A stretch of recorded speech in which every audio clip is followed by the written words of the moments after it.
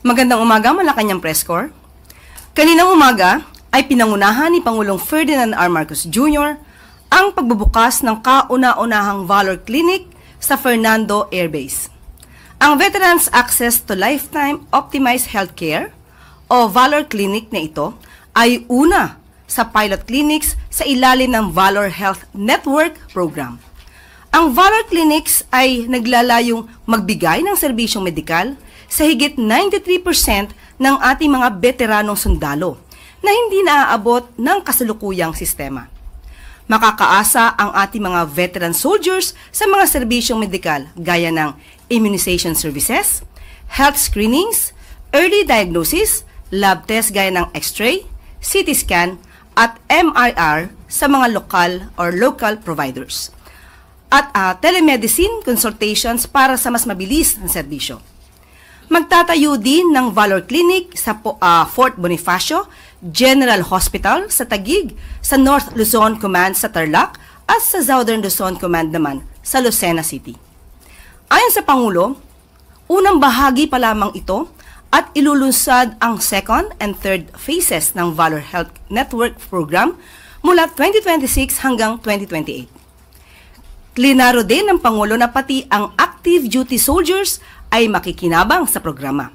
Beneficiaries welcome this development. Malaking bagay talaga kasi sa amin, menos na sa pamasahe.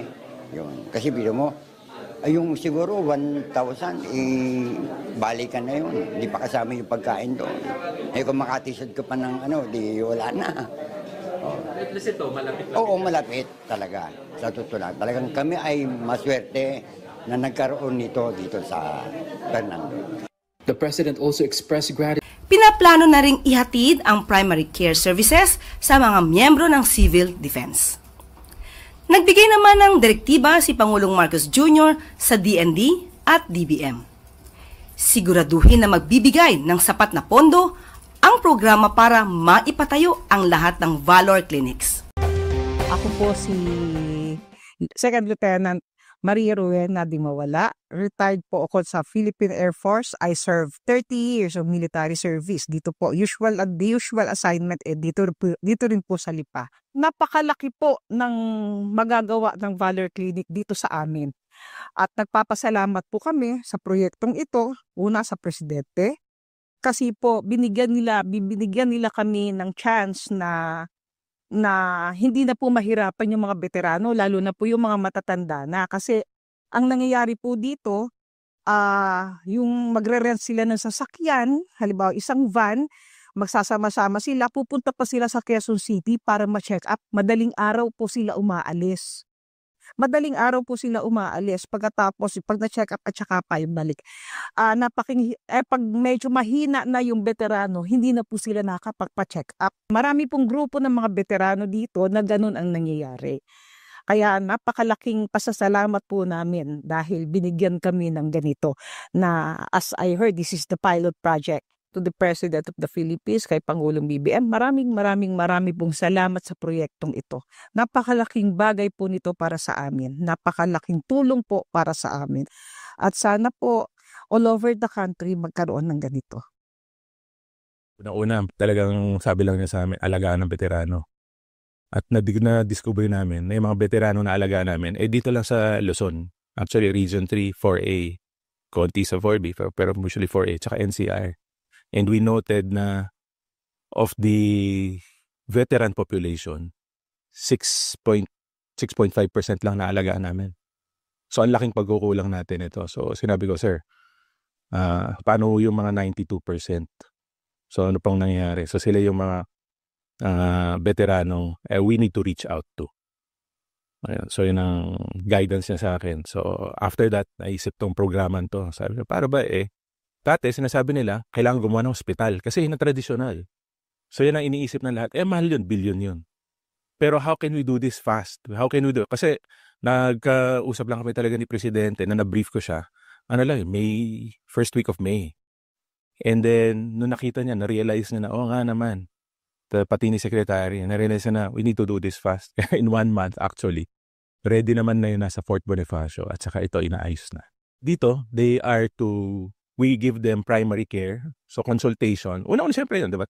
Ano ba nararamdaman nyo, kuya, ate?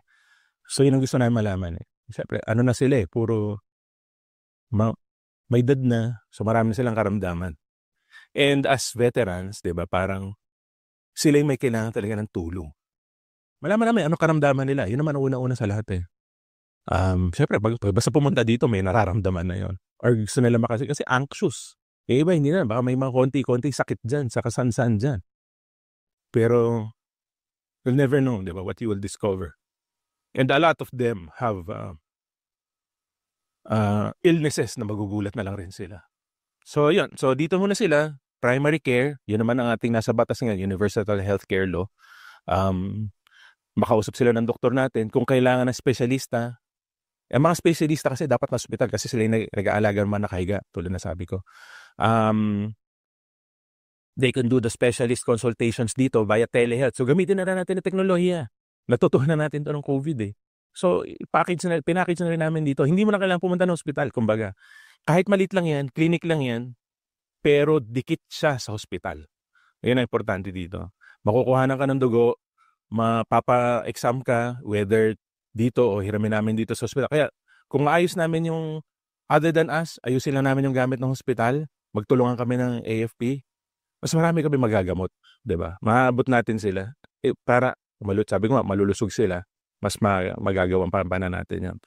Buhat doon, meron din yung gamot ngayon since nagbibigay kami ng maintenance medicines para sa mga veterano. Siyempre, tuloy-tuloy, hypertension, diabetes, cholesterol, kaysa ma-stroke naman sila, kaysa atakin sila sa puso, 'di ba? Para ma-enjoy din nila ang buhay nila. After nilang nagsilbi sa bayan natin, ma-enjoy naman nila yung after their retirement. We will have this in 15 sites or in major military camps nationwide. Kailangan lang namin ng batas also syempre kasi dagdag tao. At least sa facility, hiram na lang para hindi ganun kamahal. Pero tsaka parang ma-roll out natin kagad. May mensahe din ang Pangulo sa mga veteranong sundalo ng bansa. Hindi matutumbasan ng kahit anuman ang inyong paglilingkod. Sana ay maipadama ng pamahalaan na may masasandalan kayo sa oras ng pangangailangan. Nandirito rin ang gobyerno para patuloy na alagaan ang inyong kalusugan at tutukan ang inyong kapakanan. Balik tayo sa balitang pangkalusugan. Opisyal nang sinimula ng Philippine General Hospital ang pagpapatayo ng isang 16-story pediatric and adult specialty center. Layunin ng pasilidad na palawakin pa ang specialized healthcare para sa sambayanang Pilipino.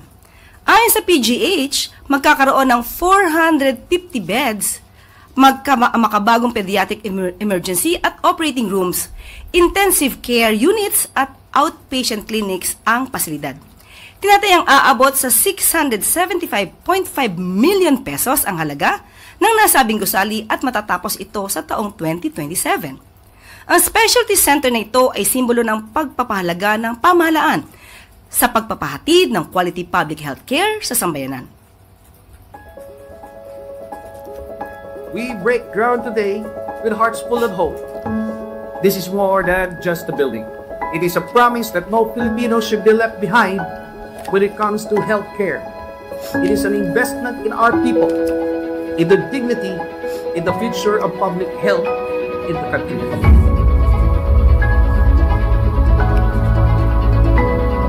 On May 21, 2025, the President signed into law expanding the authorized bed capacity of PGH to 2,200 beds from its current 1,334.